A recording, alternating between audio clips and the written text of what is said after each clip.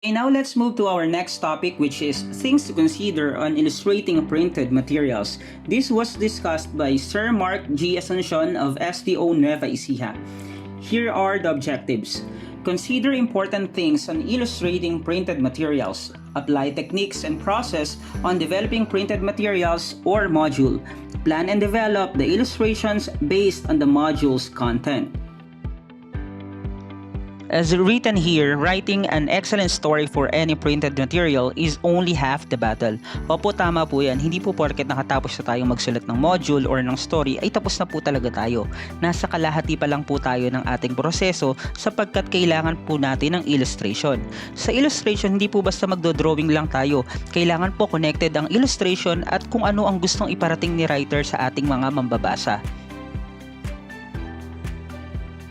At para makagawa tayo ng isang mahusay na illustration, kailangan nating dumaan sa mga prosesong ito.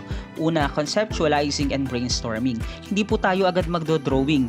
Maaaring makipag-usap muna tayo sa writer natin kung ano ba ang character na gusto nating gawin sa ating module. Halimbawa, anong edad ng character natin? Ano ang kulay ng kanyang balat? Gaano kahaba ang kanyang buhok? Kulot ba siya? Ano ang katangian na gusto mong mangibabaw sa kanya? Siya ba'y masayahin, malungkot, palaging galit? Pag-uusapan niyo po lahat ni writer yon bago po tayo mag-drawing. Pangalawa ay sketching basic images. Sa prosesong ito ay magdo-drawing si illustrator at ipapacheck niya ito kay writer. Tama na mas may alam sa pagdo-drawing si illustrator pero ang masusunod pa rin sa mga character ay si writer. At dito papasok ang huling proseso, which is finishing your image. Sa prosesong ito, magdodrawing si illustrator ng iba't ibang mood ng ating character. Masaya, malungkot, kinakabahan, natatakot. Pero kahit na iba't iba ang mood na ipinapakita ng ating drawing, hindi dapat mabago ang itsura ng ating character. Kailangan ma-recognize pa rin siya ng mga batang babasa ng ating module or ng ating story. Now let's move on to our main topic. First, obtain and study the writer's brief. Mahalaga na pinag-aaralan ni illustrator ang module or ang story na isinulat ni writer. Hindi pwedeng basta magdo-drawing lang tayo ng kung ano ang gusto natin. Kung may hindi tayo naintindihan sa isinulat ni writer, pwede natin siyang tanungin para maklaro natin kung ano ba talaga ang ido-drawing natin. Next, tailor images based on the reading level. Sa case natin, ang idodrawing natin ay para sa junior high school and senior high school. So sa nakikita nyo dito sa ating slide ay hindi natin pwedeng gamitin ang ganitong technique sa ating pagdodrawing dahil masyado itong pambata. Pwede ito sa kinder to grade 3 pero hindi para sa high school at sa junior high school. Tama na maganda ito pero hindi ito angkop para sa kanilang edad. Third is gain inspiration from the work of other artists. Katulad ng mga writer, nagbabasa sila palagi para makagain sila ng inspiration sa kanilang isusulat. Ganon din tayo mga illustrator. Tumitingin tayo ng ibang gawa ng ibang artist para makakuha tayo ng inspiration sa ating idodrawing. Pero ang big no ay kopyain mo mismo yung drawing ng isang artist. Now we're done with the first process, which is conceptualizing and brainstorming. Let's move to the second one, sketching basic images. First, draw thumbnail sketches of the book. Sa nakikita po natin sa screen, may iba't ibang sketches po tayo. Ito po ay ginagawa natin para mapili natin ang mahalagang pangyayari sa ating module. Ginagawa rin po natin ito upang magkaroon ng variety ang ating module at para ma-excite na rin ang mga bata na i-turn ang ating module sa susunod na page. Second, draw some study sketches of your story. Draw your character. Paano po natin ito-draw ang ating character? Ito po ay pwede nating i-draw sa magkakaibang view. Front view, side view, back, top, worm's eye view, different angles, and position. Mahalaga po na sa pagdodrawing natin ng iba't ibang view ay manatili pa rin ang ating character kung ano talaga ang kanyang itsura. Hindi po dapat ito magbago nang sa ganon, kahit anong page po natin i-turn ng ating module or ang ating story, hindi po malito ang ating reader. Third is create a sketching template. Dito magagamit na natin thumbnail na ginawa natin. Pero dito sa sketching template, pwede na tayong magdagdag ng mga detalye na kakailanganin ng ating story or ating module.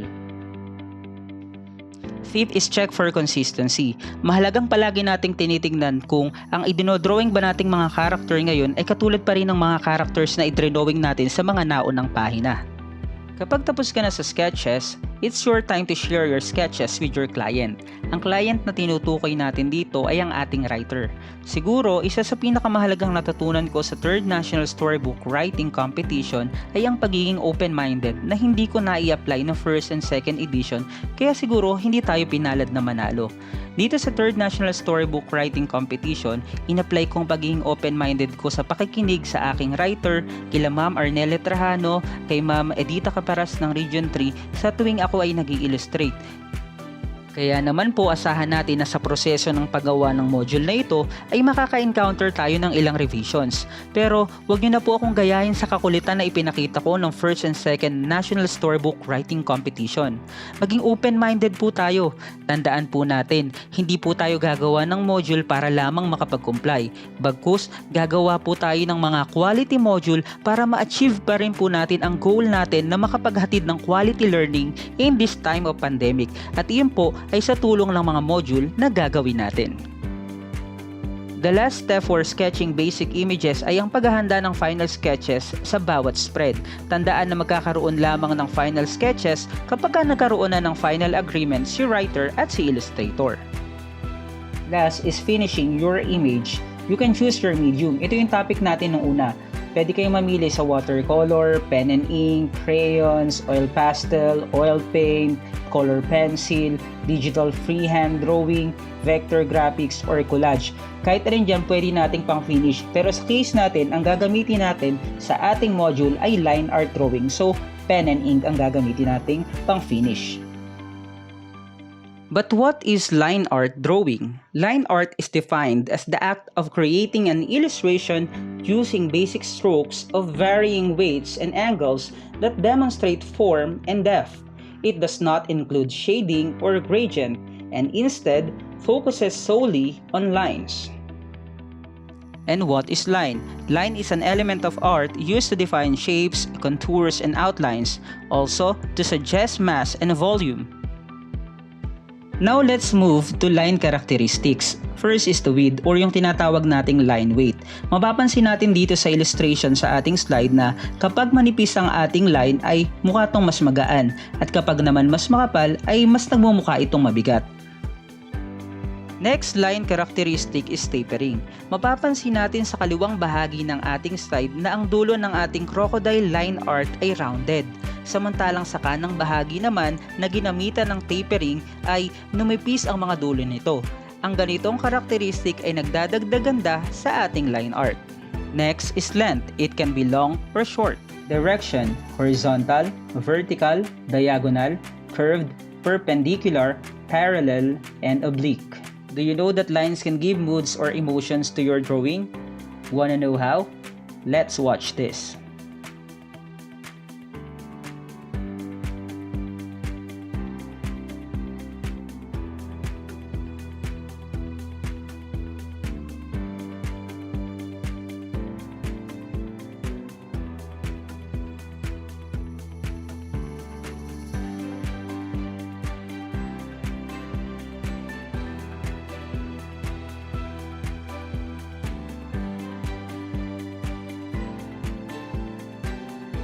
Ngayon, dumako naman tayo sa sample illustrations and tips for line art. Makikita natin ang pagkakaiba ng sketch, outline, and line art. First, keep the outline bold.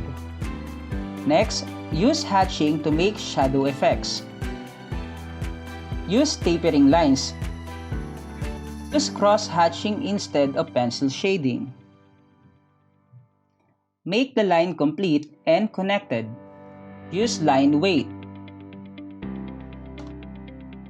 Use contour lines to make hair waves. Lagi nating tatandaan na hindi tayo basta lamang maglalagay ng linya. Maglalagay tayo ng contour lines kung saan papunta ang direction ng idinodrawing natin. Next is full black shading. Pwede natin itong gawin para bigyan ng weight yung part ng illustration natin na gusto nating ma-emphasize. Katulad ng illustration na to, kapag tiningnan natin siya, ang una kong mapapansin ay ang kanyang kilay. Use different volume of lines to give different shades. Use your preferred line of detailing, for example, stippling o yung tinatawag nating pointillism. Extreme line hatching or complete black shading for hair. Add details that is possible using the pen. The more frequency of lines or dots produces darker values.